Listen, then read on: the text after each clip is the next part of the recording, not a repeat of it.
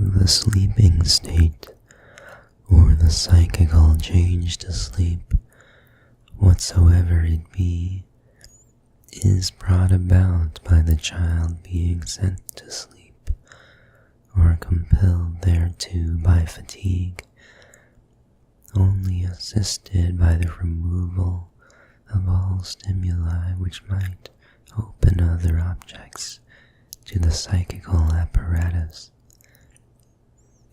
The means which serve to keep external stimuli distant are known, but what are the means we can employ to depress the internal psychical stimuli which frustrate sleep? Look at a mother getting her child to sleep. The child is full of beseeching. He wants another kiss. He wants to play yet a while. His requirements are in part met, in part drastically put off till the following day. Clearly, these desires and needs which agitate him are hindrances to sleep. Everyone knows the charming story of the bad boy, Baldwin Rollers, who awoke at night bellowing out, "I want the rhinoceros." A really good boy, instead of bellowing, would have dreamt that he was playing with the rhinoceros. Because the dream which realizes his desire is believed during sleep, it removes the desire and makes sleep possible. It cannot be denied that this belief accords with the dream image, because it is arrayed in the psychical appearance of probability. The child is without the capacity which it will acquire later to distinguish hallucinations or fantasies from reality. The adult has learnt this differentiation. He has also learnt the futility of desire, and by continuous practice manages to postpone his aspirations until they can be granted in some roundabout method by a change in the external world.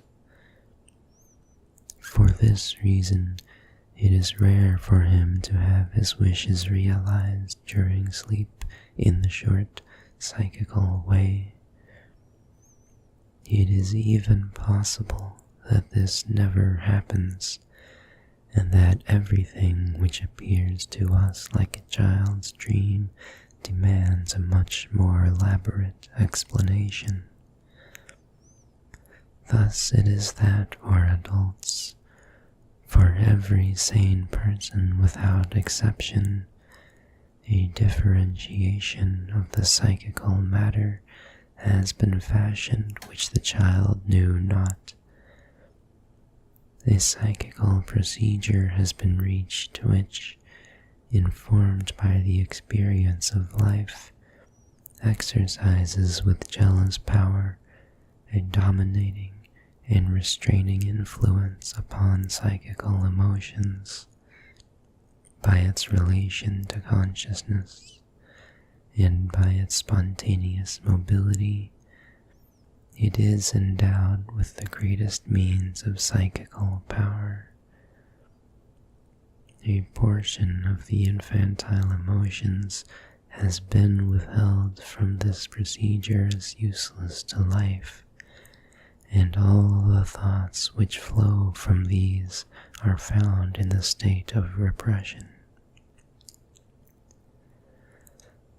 Whilst the procedure in which we recognize our normal ego reposes upon the desire for sleep, it appears compelled by the psychophysiological conditions of sleep to abandon some of the energy with which it was wont during the day to keep down what was repressed.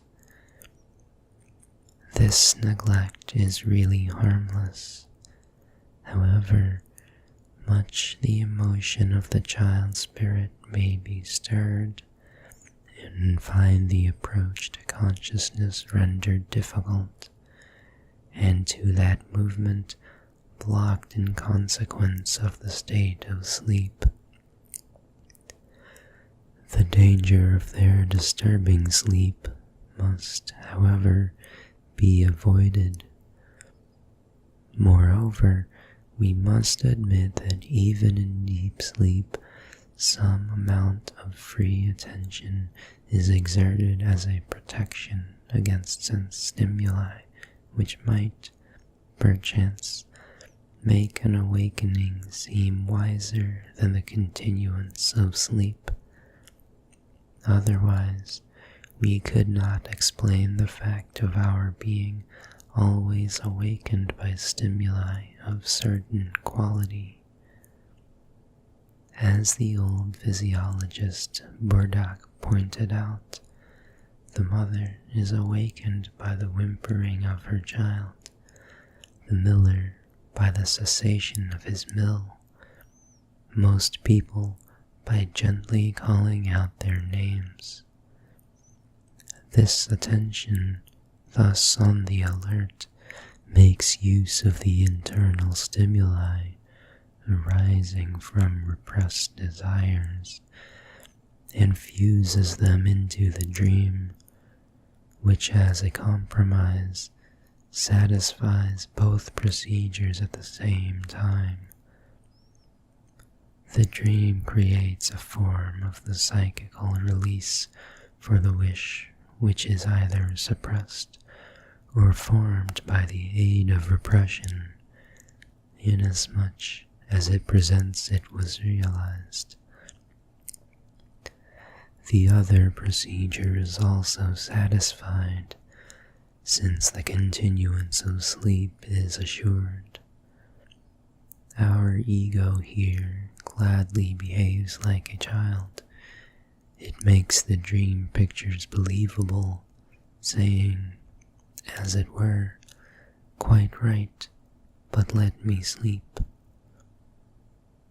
The contempt which, once awakened, we bear the dream, and which rests upon the absurdity and apparent illogicality of the dream, is probably nothing but the reasoning of our sleep ego on the feelings about what was repressed. With greater right, it should rest upon the incompetency of the disturber of our sleep. In sleep, we are now and then aware of this contempt. The dream content transcends the censorship rather too much. We think, it's only a dream, and sleep on. It is no objection to this view if there are borderlines for the dream where its function, to preserve sleep from interruption, can no longer be maintained. As in the dreams of impending dread, it is here changed for another function, to suspend the sleep at the proper time. It acts like a conscientious night watchman who first does his duty by quelling disturbances so as not to waken the citizen, but equally does his duty quite properly when he awakens the street should the causes of trouble seem to him serious, and himself unable to cope with them alone. This function of dreams becomes equally well marked when there arises some incentive for the sense perception. That the senses aroused during sleep influence the dream is well known and can be experimentally verified. It is one of the certain but much overestimated results of the medical investigation of dreams. Hitherto, there has been an insoluble riddle connected with this discovery.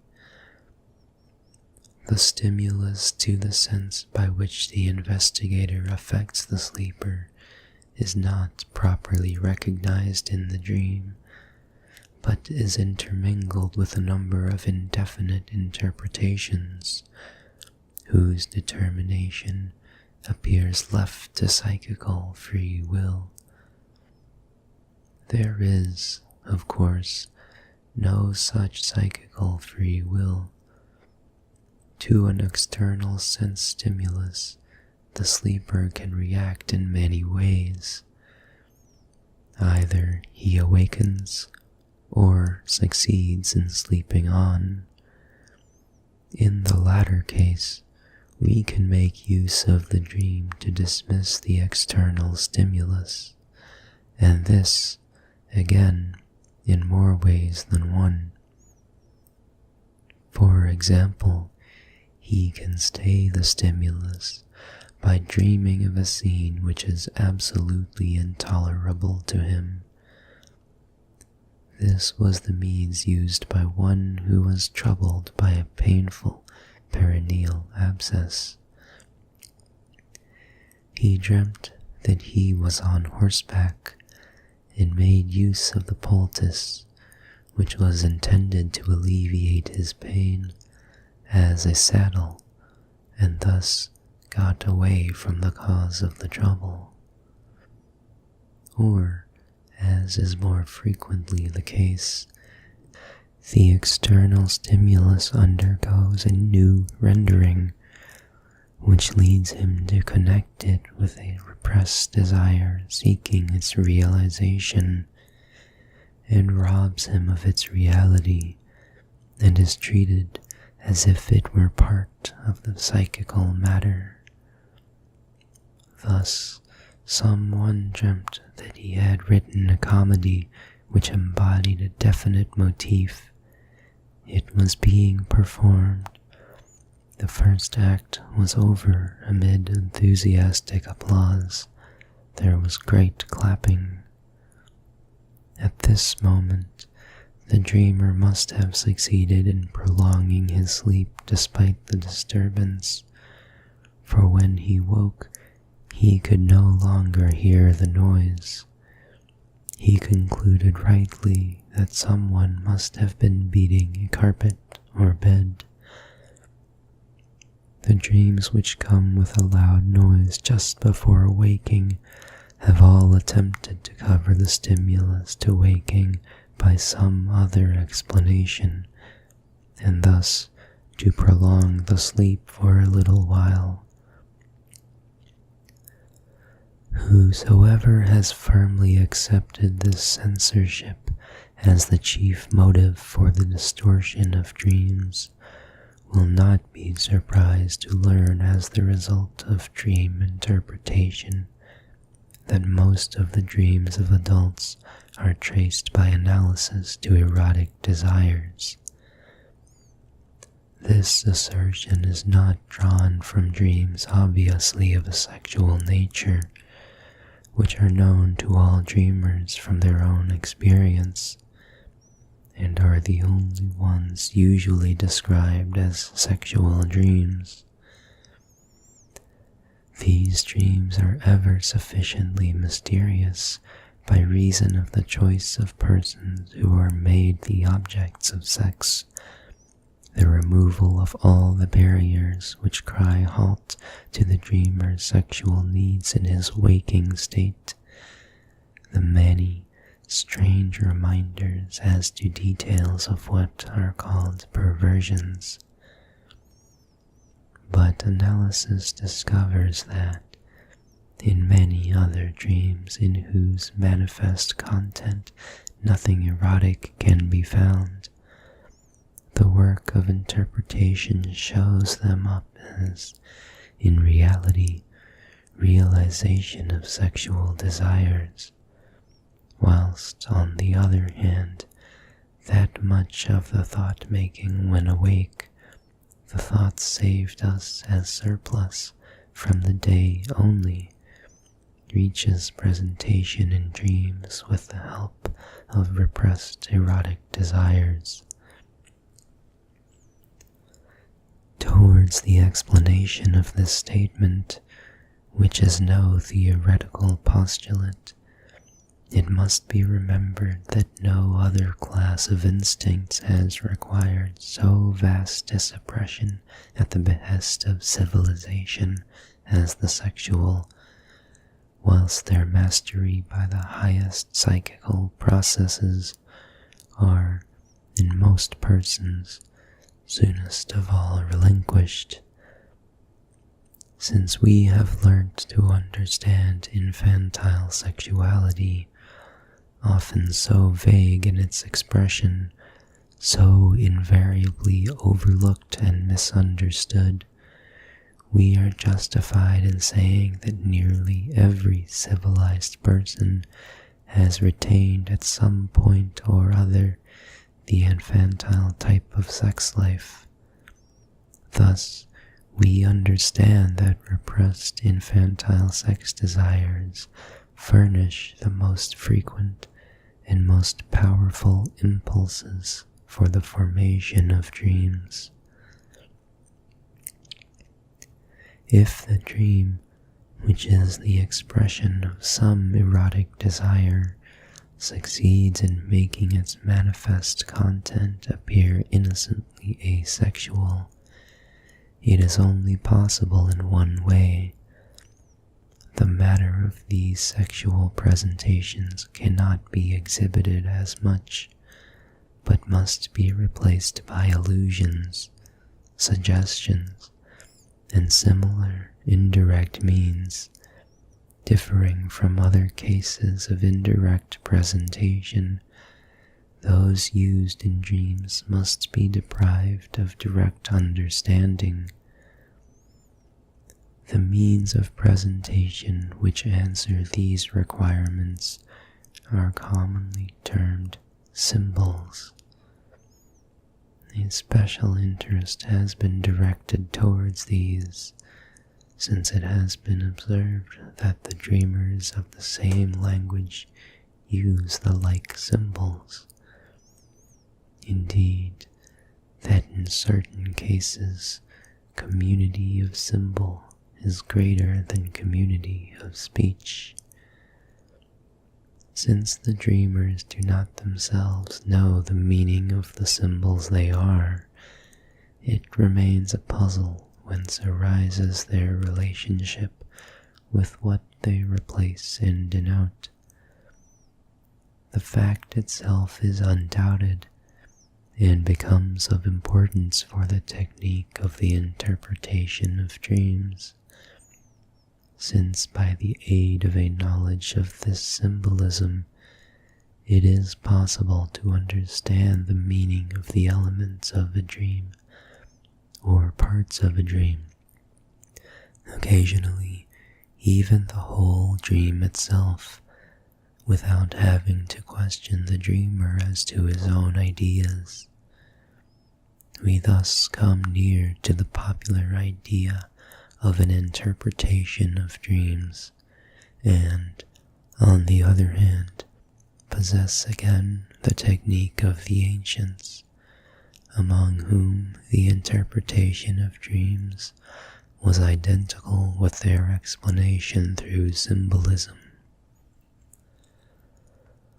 Though the study of dream symbolism is far removed from finality, we now possess a series of general statements and of particular observations which are quite certain. There are symbols which practically always have the same meaning.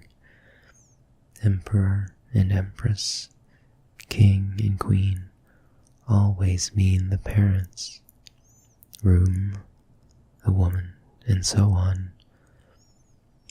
The sexes are represented by a great variety of symbols, many of which would be at first quite incomprehensible had not the clues to the meaning been often obtained through other channels. There are symbols of universal circulation found in all dreamers. Of one range of speech and culture, there are others of the narrowest individual significance, which an individual has built up out of his own material. In the first class, those can be differentiated whose claim can be at once recognized by the replacement of sexual things in common speech. Those, for instance, arising from agriculture as reproduction, seed. From others whose sexual references appear to reach back into the earliest times and to the obscurest depths of our image building. The power of building symbols in both these special forms of symbols has not died out. Recently discovered things, like the airship, are at once brought into universal use as sex symbols. It would be quite an error to suppose that a profounder knowledge of dream symbolism, the language of dreams, would make us independent of questioning the dreamer regardless his impressions about the dream. It would give us back the whole technique of ancient dream interpreters. Apart from individual symbols and the variations in the use of what is general, one never knows whether an element in the dream is to be understood symbolically or in its proper meaning. The whole content of the dream is certainly not to be interpreted symbolically. The knowledge of dream symbols will only help us in understanding portions of the dream content, and does not render the use of the technical rules previously given at all superfluous. But it must be of the greatest service in interpreting a dream just when the impressions of the dreamer are withheld or are insufficient. Dream symbolism proves also indispensable for understanding the so-called typical dreams and the dreams that repeat themselves. Dream symbolism leads us far beyond the dream, but it does not belong only to dreams, but is likewise dominant in legend, myth, and saga, in wit, and in folklore. It compels us to pursue the inner meaning of the dream in these productions. But we must acknowledge that symbolism is not a result of the dream work, but is a peculiarity probably of our unconscious thinking, which furnishes to the dream work the matter for condensation, displacement, and dramatization.